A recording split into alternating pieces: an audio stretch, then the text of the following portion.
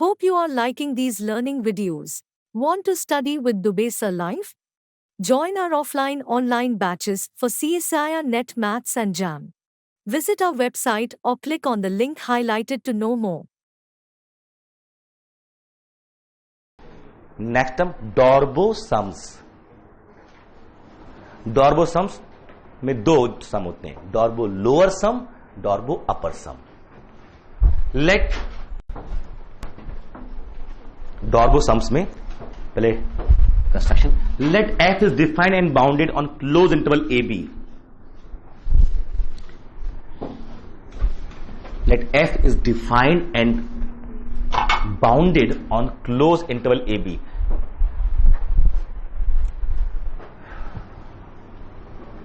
And P be a partition, namely ये वाला of, and P be a partition of closed interval AB. ये सबसे आसान topic में से रियल एनालिसिस में शुरू के 5-7 सेकंड में मालूम चल जाता है फंक्शन इंटीग्रेबल है कि नहीं है। उससे ज्यादा टाइम लग रहा है ना तो कुछ और सोच रहे हो, क्वेश्चन सॉल्व नहीं कर रहे हो, आप आपका ध्यान कहीं और है, क्योंकि वो फंक्शन तो अब तक हो चुका होगा। जितने भी कितना भी कॉम्प्लिकेटेड हो तुरंत मिल जाता है, मतलब 5-7 सेकंड में। क्वेश्चन डिफिकल्ट जो बनता है जब इसको अप्लाई करे कुछ और निकलवाना चाह रहा होता है वो, बट केवल ये चेक करवा रहे हैं ना इंटीग्रेबिलिटी, और आपका ये क्वेश्चन आता है कि इंटीग्रेबल है या नहीं है। अगर ये नहीं मालूम चल रहा है तो बाकी एनालिसिस तो मतलब ही नहीं है फिर, मतलब इसको उस लेवल पर रख रहा हूं मैं इस टॉपिक को। ये partition f defined and bound on close interval a b and small M r infimum f x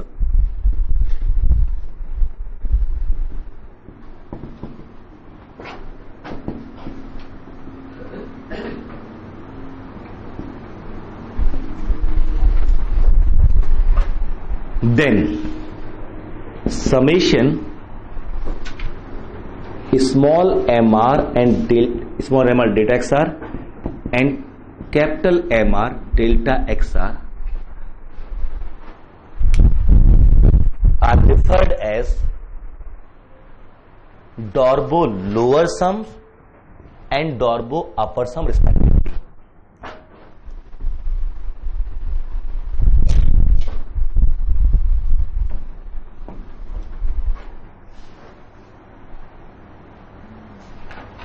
And we denote it by LFP या LPF लिखते रहे हो आप लोग, PF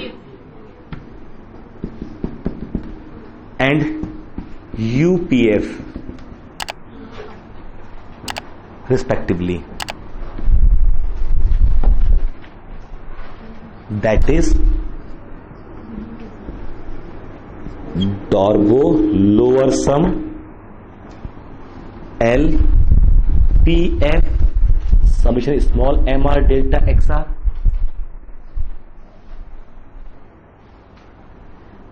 Darboux upper sum UPF summation capital mr delta xr। आपको partition दिया जाए, मतलब ये जो है फंक्शन f का p के रिस्पेक्ट में है, p बदलेगा, जो हमारे डीएलएस या डीयूएस है ये बदल सकते हैं। अगर p बदलोगे तो ये p के रिस्पेक्ट में आ रहा है ना, तो बदल भी सकते हैं, ठीक है। हाँ कैपिटल एम आर, हाँ कुछ भी नेगेटिव पहुंच सकते हैं। एग्जांपल दे रहा हूं, आप निकालो मेरे ये एलपीएफ यूपीएफ निकालो, हम आपको फंक्शन दे रहे हैं, पार्टीशन दे रहे हैं, और दोनों निकालो। Find Darboux sums for the following functions on this partition. Let p equal to, पहले तो पार्टीशन लिख रहे हैं, let p equal to 0, 1 by n, 2 by n, r minus 1 by n, r by n and so on, n by n equal to 1 be a partition of close interval 0, 1. Find Darboux sums for the following functions. दोनों निकालने हैं ना, lower b upper b. Find Darboux sums for the following functions. Number 1, f of x equal to 1 minus 1 x belongs to q x belongs to q complement intersection 0 1 intersection 0 1.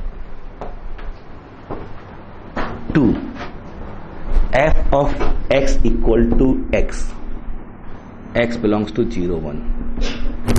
3 f of x equal to x square x belongs to 0 1. Properly infimum निकालिए, supremum निकालिए और सब interval आपको दिए हुए हैं. क्या आया फर्स्ट का? अच्छा, इंटरेस्टिंग ये कि पार्टीशन चेंज हो जाए तो भी चेंज नहीं होगा वो, है ना. फॉर एग्जाम्पल 1 LPF जो है इट इज -1 एंड UPF जो है वो 1. Confirm. In every sub interval of 0 1 there are infinite rationals, infinite irrationals. Value of function is either 1 or -1. So in every sub interval it will attain both the values 1 and -1. So small m r is constant -1 for every r, capital M, or summation delta x r b minus a, that is 1 minus 0. For example 2 LPF equal to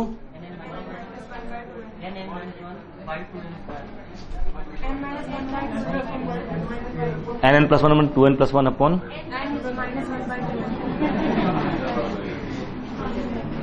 n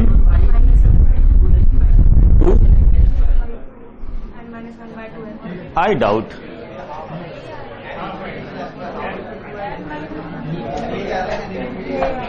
यही आ रहा है. मान लिया UPF n और +1 upon n काट नहीं दें. अच्छा ठीक है, चलो अभी काटा नहीं, वैसे एज इट रख दिया. अच्छे बच्चों ने बाद में देख लेंगे, हैंडल कर लेंगे. तीसरे में अच्छा अभी आया नहीं. हाँ n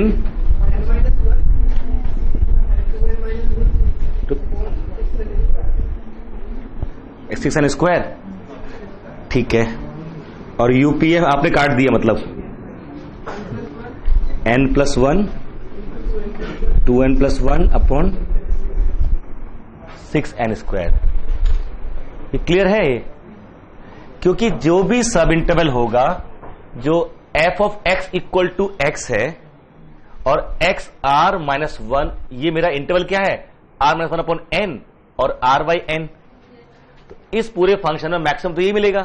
तो इस कैपिटल MR हमेशा रहेगा r by n और इस. Just watching videos won't help. You need to practice your learning by solving questions. Get the latest practice books from DIPS. Click on the link to buy now. Small MR रहेगा r - 1 upon n और delta XR जो रहेगा वो 1 by n ही रहेगा. सब में uniform ले लिया. तो r by n into 1 by n मतलब r अपॉन n स्क्वायर. यहां पर r - 1 upon n square. Summation किसके ऊपर है? r के ऊपर है. तो 1 by n स्क्वायर बाहर आ गया. अंदर समेशन n या समेशन n - 1 का फॉर्मूला अप्लाई होगा. समेशन r या समेशन r - 1. एक जगह हुआ nn + 1 अपॉन 2 और एक जगह n - 1 अपॉन 2. ठीक है. इस वाले केस में यही चीज r स्क्वायर और r square upon n square या r - 1 square upon n square और इंटू 1 by n. तो 1 by n क्यूब बाहर आ जाएगा. समेशन r स्क्वायर या समेशन r - 1 का स्क्वायर और summation n square formula nn + 1 2n + 1 upon 2. ठीक है. 6 nn + 1 इंटू 2n + 1 अपॉन 6 और नीचे एक n क्यूब था तो वो n से ऊपर n काट के ये आ गया. अच्छा, इन तीनों में एक चीज देखिए. एग्जाम्पल 1 2 3 में.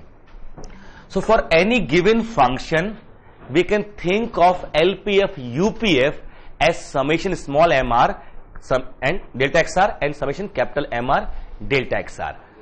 अब इसमें दो इश्यू आएंगे. या तो ये सम जैसे इन खास केसेस में ये सम ऐसे आ गया, एक सम निकाल पाए आप. मैं यही रूट x कर देता तो 1 by n स्क्वायर तो बाहर आता या 1 by n तो बाहर आता. बट समेशन रूट n तो वो ऐसे ही रहता है, उसका फॉर्मूला नहीं लिखते आपकी, वही समेशन एन का तो फर्स्ट फॉर्मूला लिख लिया, बट बाकी वो समेशन रूट एन या समेशन रूट एन माइनस 1, ये दो फॉर्म बन जाते ना। तो ये ऐसे ही समेशन में फॉर्मूला आता, उसका सम नहीं निकलता आपसे, बट फिर भी वो यूपीएफ एलपीएफ डिनोट तो करते ही करता ना। So you need to find UPF LPF for a given partition.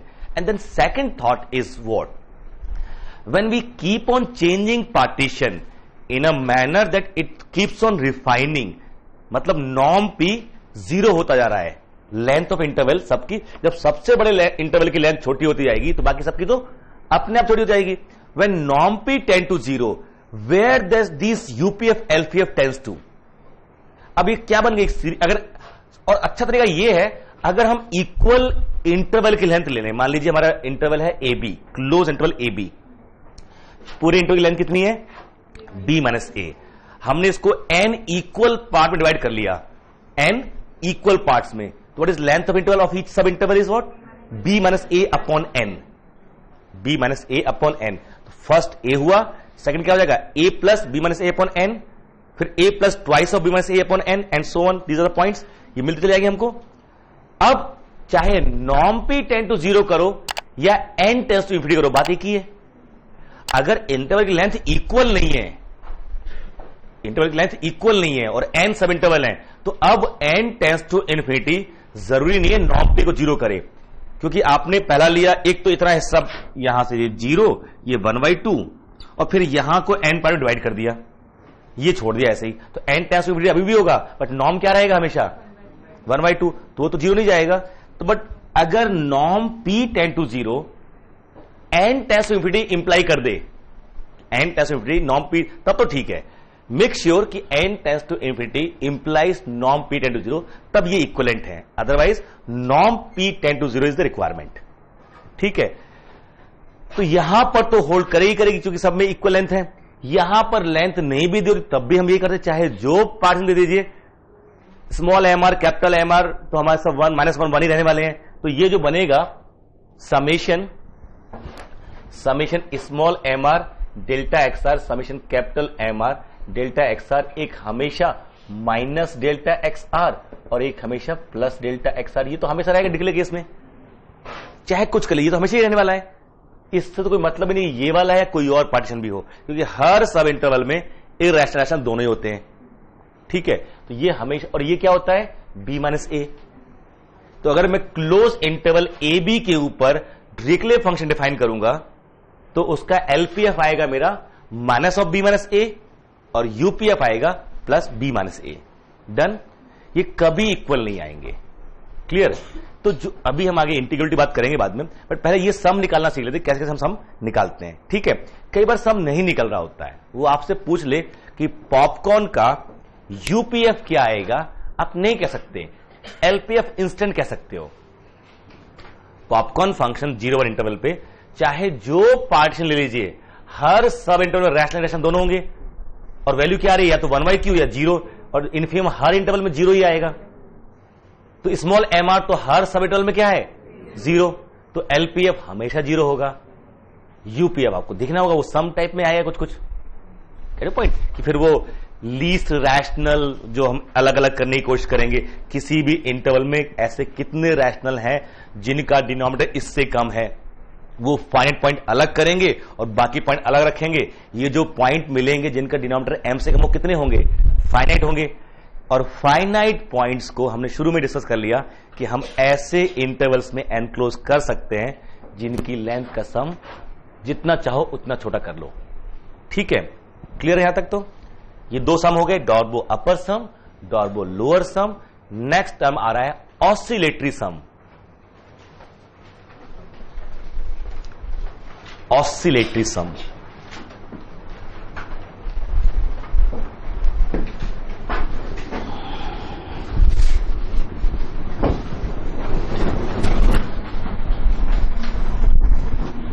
Oscillatory सम। ठीक है,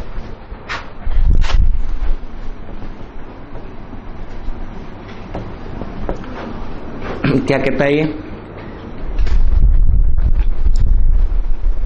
f from closed interval AB to R, f is bounded and P be a partition. ठीक है. Then oscillator sum OFP is summation capital MR minus small mr delta XR, where capital MR small mr are in their usual notations. वही देखा जाए तो UPF minus LPF लिखा गया.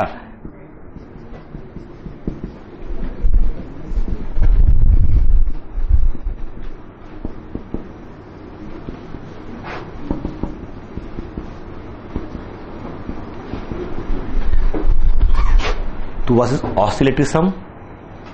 और इसलिए कहते हैं कि कभी स्मॉल एम आर हो सकता है कि ये यहां पहले डिफरेंस लिया गया है और फिर सम लिया गया. वहां पर अलग अलग होता क्या है ना कि यहां पर पहले मल्टीप्लाई किया गया फिर ऐड किया गया. दोनों के अपने अलग मीनिंग है. पहले मल्टीप्लाई करना फिर डिफरेंस लेना, या पहले इनफिनिट में डिफरेंस लेके फिर मल्टीप्लाई करना, फर्क पड़ जाता है दोनों में. खास तौर जब फंक्शन क्वांटिटीज वगैरह होते हैं ना, क्वांटिटी यूज कर रहे हो, यूनिफॉर्म क्वांटिटी यूज कर रहे हो, वहां इसका बड़ा रोल है कि पहले small capital M r minus small M r ये डिफरेंस लो. अच्छा, फंक्शन अगर कॉन्टिन्यूस है ना तो अपने इनफीमम सुप्रीमम को अटेन करता है. तो capital M r will be f of t r for some t r, और small M r will be f of t r prime for some t r, है ना. ये होगा ना. तो यहां पर फंक्शनल वैल्यू डिफरेंस है, और हम लोगों ने कंटिन्यूटी में, यूनिफॉर्म कंटिन्यूटी में इनका बड़ा इस्तेमाल किया है. इनकी हेल्प से हम लोग एप्सिलॉन इंट्रोड्यूस कर पाते हैं. अगर फंक्शन को यूनिफॉर्मली कंटिन्यूस हो तो हमको पता है for any epsilon there exist delta such that f of x1 minus f of x2 is less than epsilon whenever x1 minus x2 mod is less than delta. याद है ना, UC में ये किया था, यूनिफॉर्म क्वांटिटी में ये तो बोलते थे अगर कोई फंक्शन किसी इंटरवल पे यूनिफॉर्मली कंटिन्यूस है, आपको एप्सिलॉन दिया जाए, आप हमेशा ऐसा डेल्टा ढूंढ सकते हो कि जिन भी दो पॉइंट की डिस्टेंस इस डेल्टा से कम हुई तो उनके करस्पॉन्डिंग वैल्यूज की डिफरेंस, जो डिस्टेंस होगी, फंक्शन वैल्यू जो डिस्टेंस होगी, वो एप्सिलॉन से कम होगी. अच्छा, अगर हम नॉन पी कोई ही डेल्टा से लेस ले लें, नॉन पहले यूसी अप्लाई किया, उसने मुझे एप्सिलॉन दिया, देखना उसने मुझे दिया एप्सिलॉन, मुझे मालूम है मेरा फंक्शन कंटिन्यूस है, तो पहले मैं क्या करूंगा, उसके दिए हुए एप्सिलॉन से डेल्टा ढूंढूंगा. कौन सा डेल्टा? तो यूसी में यूज होता है. इस डेल्टा का क्या रोल है कि अब किन्हीं भी दो पॉइंट की डिस्टेंस इंटरवल के अंदर अगर डेल्टा से कम हुई x1 x2 की डिस्टेंस, तो F x1 F x distance क्या हो जाएगी? एप्सिलॉन से कम हो जाएगी. ये तो हमें मालूम चल गया. अब हमने लिया एक पार्टीशन. जब हमने पार्टीशन का ध्यान ये रखा कि उसका नॉर्म डेल्टा से कम लिया, तो किन्हीं भी सब इंटरवल में, किसी भी सब इंटरवल की लेंथ डेल्टा से ज्यादा नहीं हो सकती अब, और उस सब इंटरवल के अंदर जो दो पॉइंट है उनकी बीच की डिस्टेंस कम होगी डेल्टा से. तो ये जो हमारा एफ ऑफ टी आर और F of t r prime है, टी आर प्राइम कहां होंगे? इसी इंटरवल के अंदर होंगे, और इसकी खुद की डिस्टेंस कितनी है? डेल्टा से लेस है. तो टी आर और टी आर माइनस 1 की डिस्टेंस कितनी होगी? डेल्टा से लेस होगी. तो ये क्या होगा? एप्सिलॉन से लेस होगा. तो ये भी एप्सिलॉन से लेस, सारे एप्सिलॉन से लेस होंगे नहीं होंगे, तो एप्सिलॉन बाहर आ जाएगा और ये ग्रेटर देन कन्वर्ट हो जाएगा. तो epsilon this is less than equal to epsilon time summation delta x are. और what is summation delta x r? B minus a. अच्छा, एप्सिलॉन बजाय हम स्टार्ट करते हैं epsilon upon b minus a से, तो लेस देन एप्सिलॉन. तो ये यूजफुल, यहां इस फॉर्म में, हम इस फॉर्म में नहीं लिख सकते थे, बट इस फॉर्म में लिख सकते हैं ना. दिस इज स्पेशलिटी की why we separate this m r minus m r and delta x r. यहां दोनों साथ में, यहां हमने सेपरेट कर लिया. This is referred as oscillatory sum. तो कभी कभी ये भी पूछ सकता है आपसे व्हाट इज ऑसिलेटरी सम.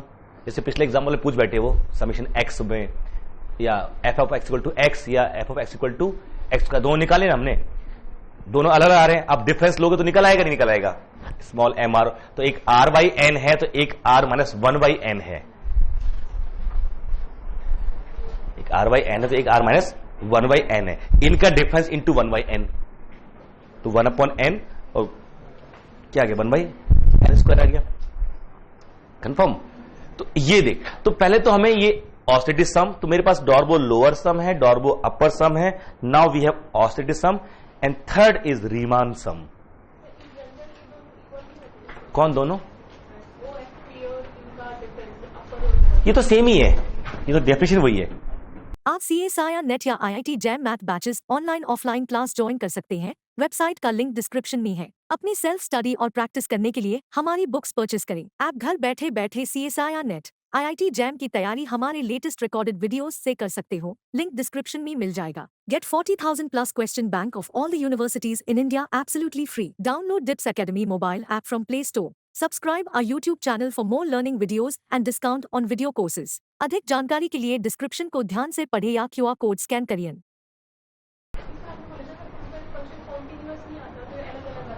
नहीं, ये तो एग्जैक्टली वही लिखा है ना। देखो ना, जब तक पी नहीं बदलोगे तब तक क्या कोई, अगर पी सेम रखो तो चाहे ये इसी को बोल रहा है, यूपीएफ माइनस एलपीएफ को बोल रहा है ऑसिलेटरी सम, बट इस फॉर्म में लिखा जाता है तब। बट देखा जाए तो निकालते तो आप ऐसे ही हो ना, रीड इसको नहीं बोल रहे हैं, इसको बोल रहे हैं। अगर वैसे लिखा तो केवल कॉमन फाइनाइट सम है तो हम यूज कर ही सकते हैं ना, we can take common bracket, ये सब तो हो ही सकता है, दे आर सेम, ठीक है। बट हम जब लिखते हैं तो ऐसे लिखते हैं थ्रू आउट, ठीक है। और इसको इस्तेमाल भी ऐसे करेंगे, डिस्कस करेंगे हम लोग अब इस चीज को। जैसे अगर आप पॉपकॉर्न यूज कर रहे होते हैं तो this m r is small M r is always zero, ये summation m are delta x r ही ऑसिलेटरी सम बन जाता हमारा, ठीक है। लिखिए रीमान सम, सेम इसी में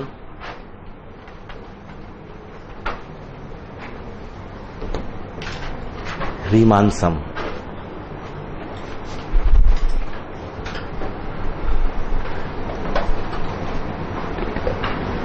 summation F T r into delta XR, where TR belongs to closed interval XR minus 1 XR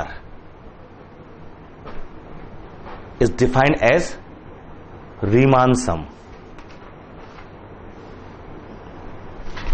Where P is X naught X1 Xn, Xn is B, X naught is A, and F is defined and bounded on closed interval AB to R, ठीक है, defined as closed interval AB to R।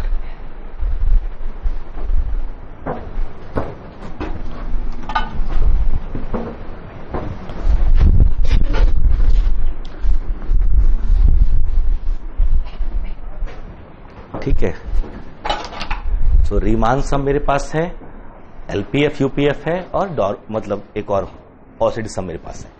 यहां तक कोई दिक्कत नहीं। तो ये ingredients हुए टू स्टार्ट विथ इंटीग्रेबिलिटी, ठीक है।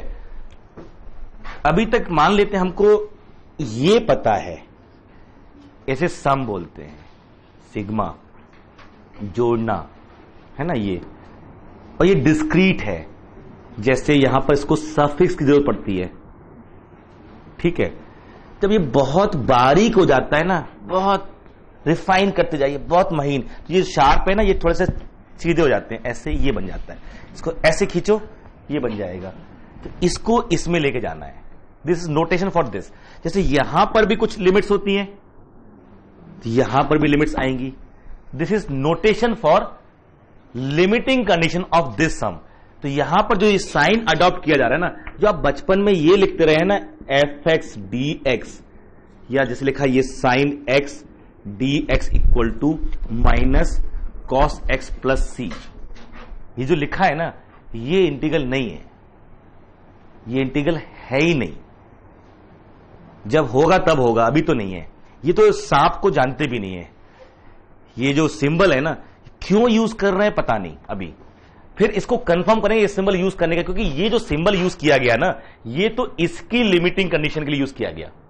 ये जो बना दिया गया ना, ये सांप, ये चूहा पकड़े हुए हैं, i इक्वल टू 1 to से n, और यहां पर कुछ भी a to ये b, ठीक है। और जो एफ एक्स डी एक्स, ये एडॉप्शन है किसी एक खास लिमिट का।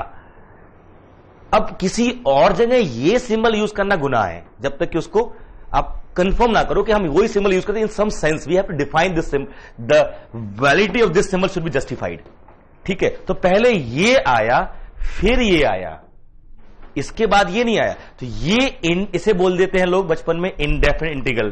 ट्वेल्थ, ये इंटीग्रल है नहीं तो कहां का indefinite integral? This is not indefinite integral, This is anti-derivative. This is definite integral and this is going to be indefinite integral. In fact, this is not definite. ये जो यहां पे कुछ नहीं है ना, ये इंटीग्रल ही नहीं है. इसको जनरली हम indefinite integral ही बोलेंगे. Yes, if we are using both same sign here with limit और without limit, so there has to be something common. कुछ तो फील होना चाहिए ना कि ये इसीलिए यूज करने कि ये ऐसा आता है. ठीक है, तो वो यहां पे डेवलप करेंगे हम लोग सिंबल. अब देखते हैं यहां से इंटीग्रेबिलिटी, इंटीग्रेबिलिटी और रीमान इंटीग्रेबिलिटी एक ही चीज है दोनों. इंटीग्रेबिलिटी मतलब यहां पर रीमान इंटीग्रेबिलिटी से ले रहे हैं हम लोग. Riemann integrability,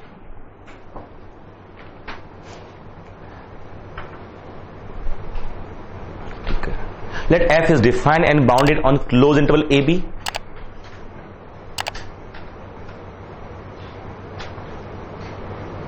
Let f is defined and bounded on closed interval AB.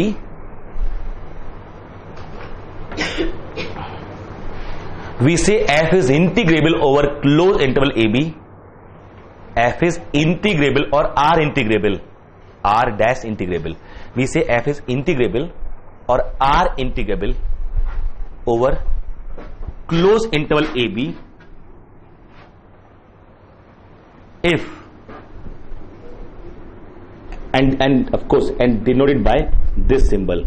R belongs to RAB जैसा बोलते हैं ना, R belongs to RAB, but this is F belongs to RAB means F is integrable, R integrable over, F is R integrable over closed interval AB. If first condition, तीन है जो भी आपको convenient लगे. जैसे हमने लिमिट में भी 3-4 मेथड लिखे थे ना कि हम ऐसे भी कह सकते हैं, ऐसे भी और करके. तो फर्स्ट ये आ रहा है, if UPF minus LPF can be made as small as we please. First क्या है, UPF minus LPF can be made as small as we please.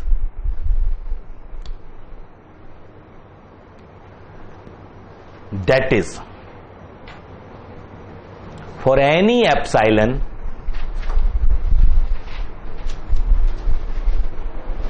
that is for any epsilon there exists delta such that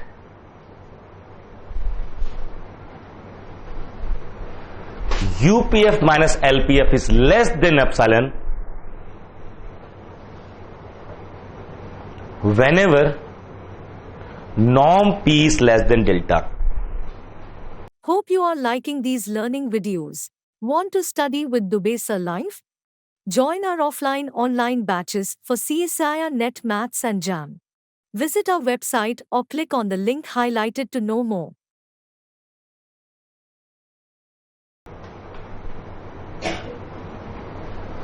ठीक है. और second,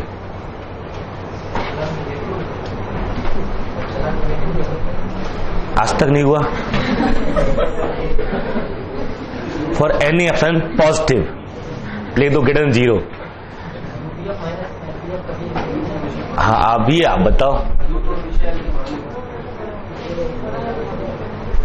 UPF क्या है, summation capital M R delta x are. और जो photo बनाई थी बड़ा वाला एरिया माने छोटा वाला एरिया, अगर दोनों नेगेटिव भी होंगे ना तो बड़ा माने छोटा तो ऐसे ही पॉजिटिव हो जाएगा. वहां पर -2 -3 से बड़ा है, -2 -3 है ना. तो बड़े में से जब छोटा सबट्रैक्ट करोगे तो पॉजिटिव ही रहेगा, भले दोनों नेगेटिव हो, लेकिन वो तो पॉजिटिव आ जाएगा ना. क्लियर. तो UPF minus LPF can be made as small as we please. ठीक है. इसी को ऑसिलेटरी सम की तरह लिखा जाता है. बात एक ही है बट कस्टमरी है लिखना, तो हम लोग भी लिखेंगे. ठीक है. और for any epsilon positive there exists delta positive such that the oscillating sum, that is summation mr minus small mr delta xr, is less than epsilon for all p with norm P less than delta. बिल्कुल वही है, but चूंकि अलग ढंग से लिख रहे हैं तो मतलब भी उसका अलग है।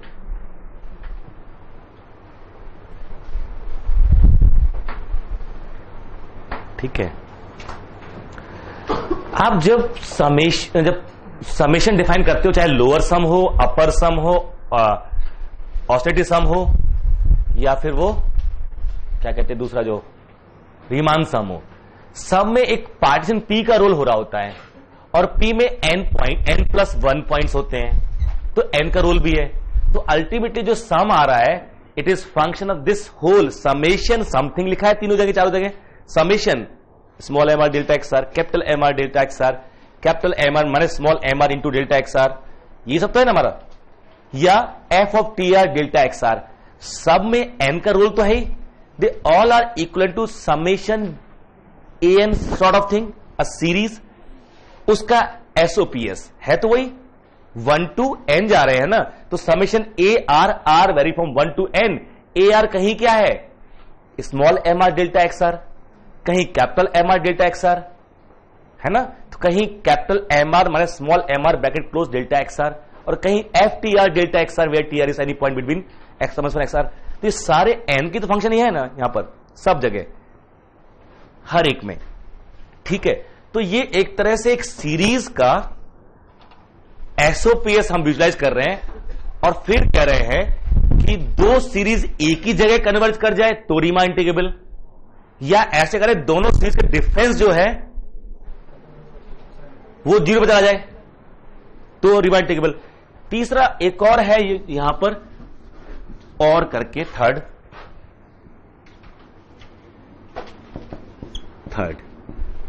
और ऊपर है ना थर्ड क्या है, limit norm p tends to 0, यहां पर n tends to infinity, summation F T R delta x R are vary from 1 to n exist finitely.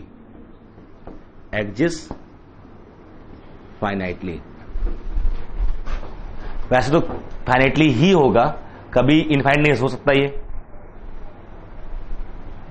हो सकता कभी भी इनफाइनाइट, ये हमेशा ये बाउंडेड होता है, ऑसिलेट कर सकता है, लेकिन इनफाइनाइट कभी नहीं जाता। जो डॉर्बो सम है, डॉर्बो लोअर सम है, डॉर्बो अपर सम है, ये कभी भी इन्फिनिटी पे नहीं जाते। अभी दिखा भी देते हैं, 2 लाइन में प्रूफ हो जाता है, अपने मालूम भी चल जाएगा। ठीक है, ये एग्जिस्ट कर जाए फाइनाइटली तो हम कहते हैं कि ये मेरा एंड देन इसी केस में देन लिमिट वही norm p tends to 0 summation F T R delta x r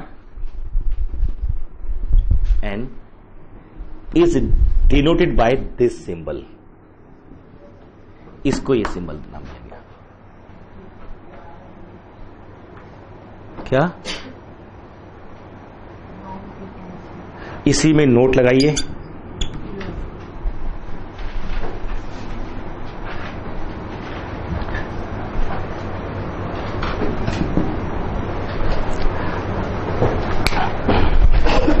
ये जो FTR है ना, आर्बिट्री पॉइंट ले लिया,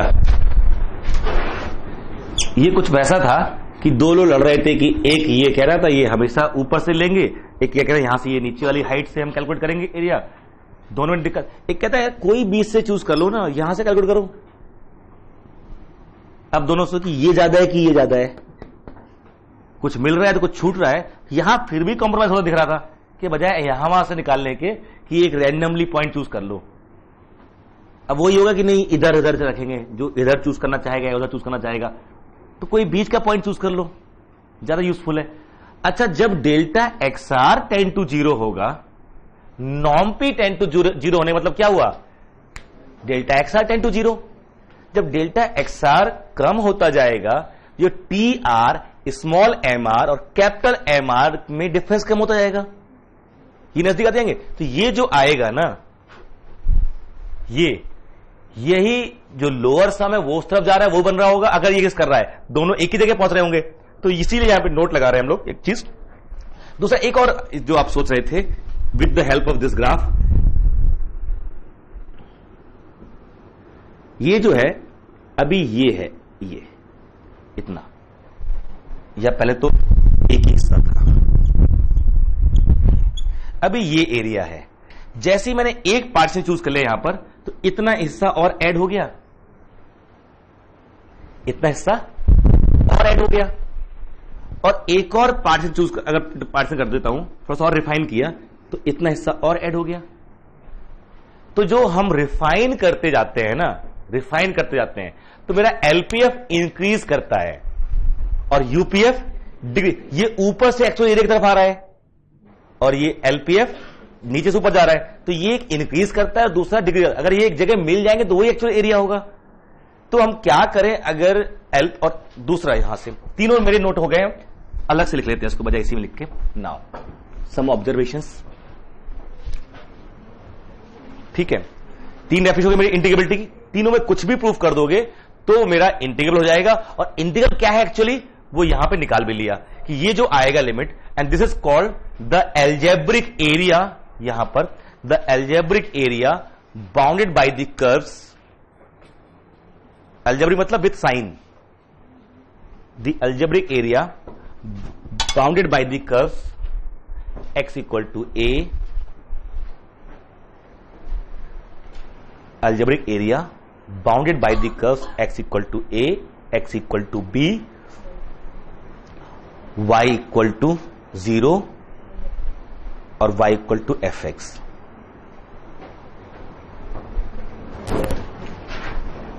मतलब बाउंड्रीज आर गिवन बाय, बजाय ये कहने की bounded by the curves with the given boundaries. What are the boundaries, x equal to a, x equal to b, y equal to 0, that means x axis, and y equal to fx।